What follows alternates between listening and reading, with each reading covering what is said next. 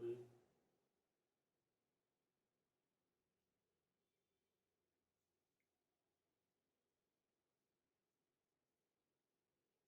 आप सभी लोगों का स्वागत है व्यास एकेडमी के यूट्यूब चैनल पे। आज हम लोग पढ़ेंगे सीडीपी बाल विकास एवं बाल मनोविज्ञान के नए चैप्टर में।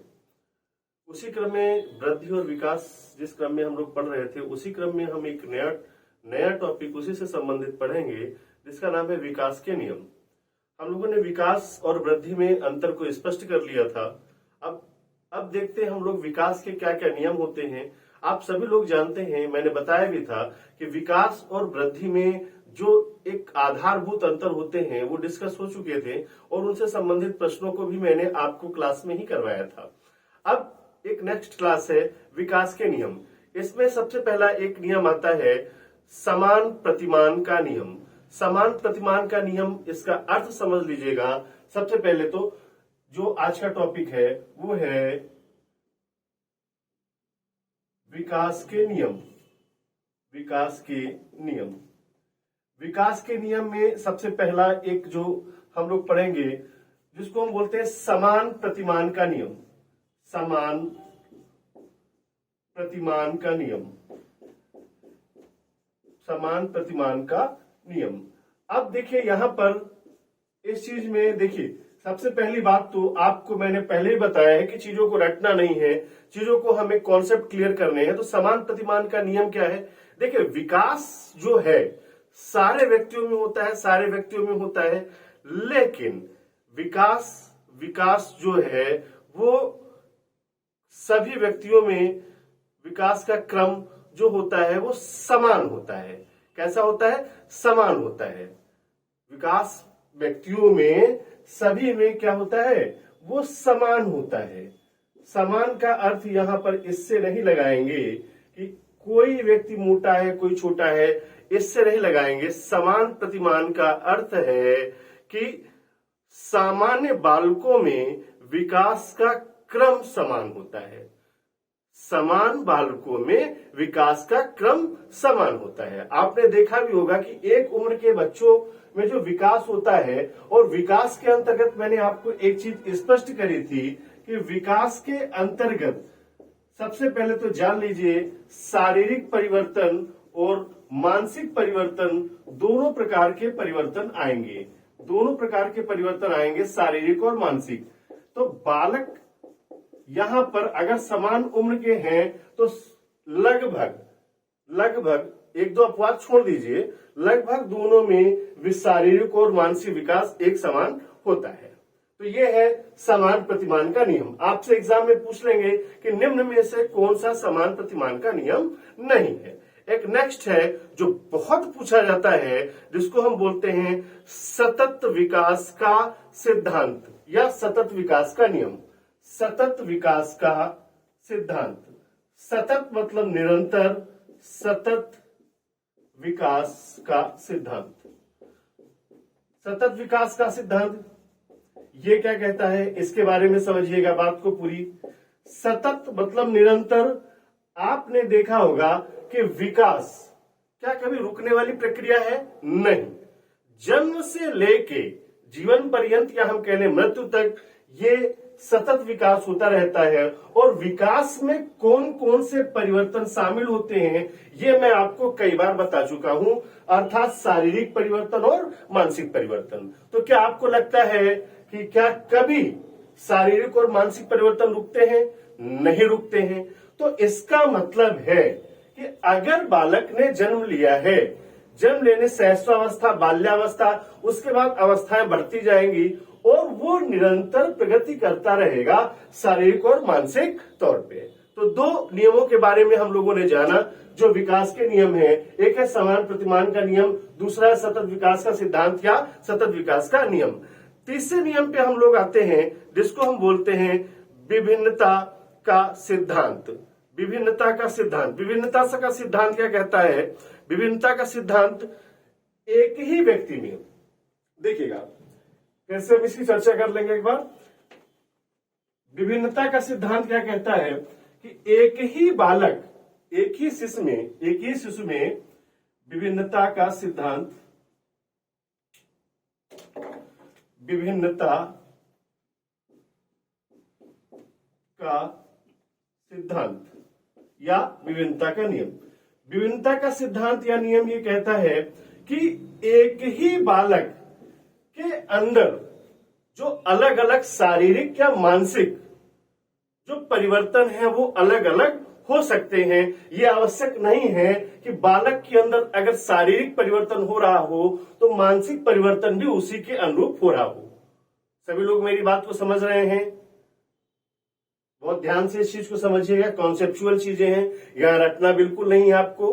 और देखिए फिर से मैं आपको एक चीज बता दूं, विभिन्नता का सिद्धांत, मान लीजिए ए नाम का कोई बालक है, ए नाम का बालक कोई है, अगर उसमें शारीरिक परिवर्तन हो रहे हैं यानी उसकी लंबाई, भार आदि बढ़ रहे हैं, तो ऐसा नहीं है कि उसका मानसिक परिवर्तन भी हो रहा हो, यह आवश्यक कतई नहीं है। तो आप समझ गए होंगे विभिन्नता का सिद्धांत बहुत आसान है, ठीक है ना। इसके बाद एक और सिद्धांत है जिसको हम बोलते हैं, जिसका नाम है निश्चित दिशा का सिद्धांत।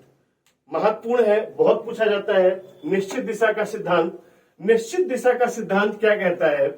निश्चित दिशा का सिद्धांत, ध्यान से पढ़िएगा, एग्जाम में पूछा भी गया है, कई बार पूछा गया है। निश्चित दिशा का सिद्धांत या निश्चित दिशा का नियम। देखिए विकास में एक निश्चित दिशा होती है। अब आप देखिए गर्भावस्था से लेके वो शैशवावस्था हो, बाल्यावस्था हो या किशोरावस्था हो, विकास हमेशा एक निश्चित दिशा में होता है। देखिए जैसे एक दो शब्द आप लोगों को हमेशा ध्यान रखने चाहिए जिसको हम बोलते हैं, एक तो बोलते हैं सिरपुच्छीय विकास। क्या बोलते हैं? सिरपुच्छीय विकास। यानी सिरपुच्छीय विकास का मतलब यह है कि बालक में सबसे पहले गर्भावस्था के दौरान सिर का निर्माण होता है, उसके बाद अन्य अंगों का निर्माण होता है। उसी तरह इसी को हम एक दूसरे नाम से जानते हैं जिसको हम बोलते हैं मस्तकोद्मुखी विकास। क्या बोलते हैं? मस्तकोद्मुखी विकास। मस्तकोद्मुखी विकास, ये दोनों ही शब्द सीटेट और टेट में पूछे गए हैं। खास करके हिमाचल टेट, एस टेट वाले ध्यान देंगे, एसपी टेट वाले ध्यान देंगे, वहां पर भी ये प्रश्न बनते हैं और यूपी टेट में तो बनते हैं। रीट के लिए तो मोस्ट इंपोर्टेंट है। तो सो प्लीज बहुत अच्छे से ध्यान दीजिएगा, ठीक है, कि बालक का जो विकास होता है वो पहले सिर, उसके बाद धड़, उसके बाद अन्य अंगों का निर्माण होता है। अब एक और पढ़ते हैं जिसको हम बोलते हैं निकट से दूर का सिद्धांत। क्या बोलते हैं? निकट से दूर का सिद्धांत। निकट से दूर का सिद्धांत क्या कहता है, इस चीज को भी देखते हैं। निकट से दूर का सिद्धांत महत्वपूर्ण है, तो ध्यान से देखेंगे सारे के सारे लोग। और पढ़ाई को फिर से मैं कह रहा हूं, ब्रेक बिल्कुल मत करिएगा, किसी भी समय जगह आ सकती है, ठीक है। निकट से दूर का सिद्धांत, निकट से दूर का सिद्धांत। भाई इस चीज में देखिए, निकट से दूर का सिद्धांत ये कई व्यक्तियों पर या व्यक्तियों के समूहों पर नहीं लागू है, ये केवल लागू है आप पर, मतलब पर्टिकुलर व्यक्ति पर ये लागू होता है। कैसे? निकट से दूर का सिद्धांत ये कहता है कि बालक के सबसे पहले निकट के अंगों का विकास होता है, उसके बाद जैसे आप मान लीजिए कोई छोटा बालक है मान लीजिए, अब उसका विकास होता है, तो देखिए पहले हाथ पैर उसके छोटे थे, जैसे जैसे उम्र बढ़ी तो हाथ पैर भी उसके बड़े हुए, ठीक है, हाथ पैरों का विकास हुआ। तो यहां पर सबसे पहले सर छोटा था, बाद में बड़ा हुआ, पहले हाथ छोटे थे, बाद में बड़े हुए, फिर पैर या धड़, ये सारी चीजें, पहले भार कम था, फिर भार ज्यादा अधिक हुआ, ठीक है, लंबाई कम थी, फिर ज्यादा हुई। इसी को हम क्या कहते हैं? निकट से दूर का सिद्धांत। और ये गर्भावस्था में भी लागू होता है, और साथ में जब बच्चा जन्म लेता है, अर्थात जब जन्म लेता है, जब शैशवावस्था में प्रवेश करता है, तब भी ये सिद्धांत लागू होता है। तो विकास का एक महत्वपूर्ण नियम ये भी है, निकट से दूर का सिद्धांत। इसके बाद हम लोग अगला एक सिद्धांत और देखते हैं जिसको हम बोलते हैं विभिन्नता का सिद्धांत। विभिन्नता का सिद्धांत क्या कहता है? विभिन्नता का सिद्धांत, इसके बारे में भी देख लेते हैं। विभिन्नता का सिद्धांत आपसे पूछ लिया जाएगा निकट से दूर के सिद्धांत इनमें से कौन सा विकास का सिद्धांत नहीं है या कौन सा विकास का सिद्धांत है। तो सो प्लीज मेरी बात को ध्यान रखिएगा सारे के सारे लोग, वो किसी भी राज्य का, यूपी टेट हो, सुपर टेट हो, किसी भी राज्य का, चाहे वो रीट हो या हिमाचल प्रदेश का हो या हिमाचल प्रदेश, जैसा आप सभी लोगों को पता है कि हिमाचल प्रदेश में टेट की वैकेंसी आ गई है, तो शिक्षक भर्ती के लिए आप प्रिपेयर हो जाएं। देखिए मेरा मानना यह है कि ये सारी चीजें आपको केवल टेट में ही नहीं पढ़नी है, बल्कि आपको सुपर टेट में भी पढ़नी है। जो शिक्षक भर्ती परीक्षा होनी है उसको भी आपको पढ़ना है। तो सबसे पहले देखते हैं सिद्धांत जिसको हम बोलते हैं निकट से दूर का सिद्धांत। ठीक है, निकट से दूर का सिद्धांत, ये निकट से दूर का सिद्धांत ये आप लोगों ने पढ़ा है। एक अगला सिद्धांत है जिसको हम बोलते हैं विभिन्नता का सिद्धांत। क्या बोलते हैं?